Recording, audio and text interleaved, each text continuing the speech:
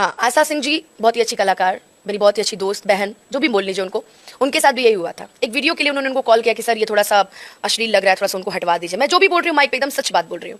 उसको लेकर के पवन जी और आस्था जी में अलगाव हो गया कि कैसे इसने बोल दिया कि वो सीन।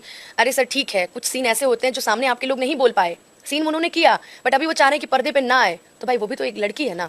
जैसा कि आप लोग इस वीडियो में देखिए कि कैसे जो अनुपमा यादव है वो पावर स्टार पवन सिंह के बारे में बोल रही है और आस्था सिंह के बारे में भी बोल रही है कि इन दोनों में जो विवाद था वो किस कारण था। तो आइए जानते हैं इस वीडियो में, तो वीडियो के लास्ट तक बने रहें, देखते रहें। और जो लोग भी मेरे चैनल पे नए हो चैनल को सब्सक्राइब कर सकते हैं। दरअसल दोस्तों बात यह थी कि आस्था सिंह जब एक मूवी कर रही थी तो वहाँ पे कुछ ऐसा सीन था जो आस्था सिंह को पसंद नहीं था। तो पवन सिंह को बोली आस्था सिंह की कैसे भी मैनेज करके इस सीन को हटवा दीजिए। तो पवन सिंह ने माना कर दिए होंगे कि नहीं, ये सीन तो होकर ही रहेगा, क्योंकि पवन सिंह अश्लीलता के समक्ष रहते हैं और हर एक मूवी में हर एक गाने में अश्लीलता का पॉइंट डलवाते हैं पवन सिंह। तो इसी बात को लेकर के पवन सिंह बोले होंगे कि नहीं हटेगा, तो आस्था सिंह नाराज हो गई होंगी और इन दोनों में जो था वो विवाद हो गया था, जैसा कि अनुपमा यादव बता रही है। और हालांकि आस्था सिंह जो है वो भोजपुरी इंडस्ट्री के बहुत ही अच्छे कलाकार भी हैं और एकदम हमेशा एकदम खुश रहते हैं, ज्यादा इस सब के चक्कर में नहीं रहती हैं। तो बोले होंगे आस्था सिंह की कैसे भी करके इसको हटवा दीजिए, क्योंकि मेरे परिवार भी देखता है।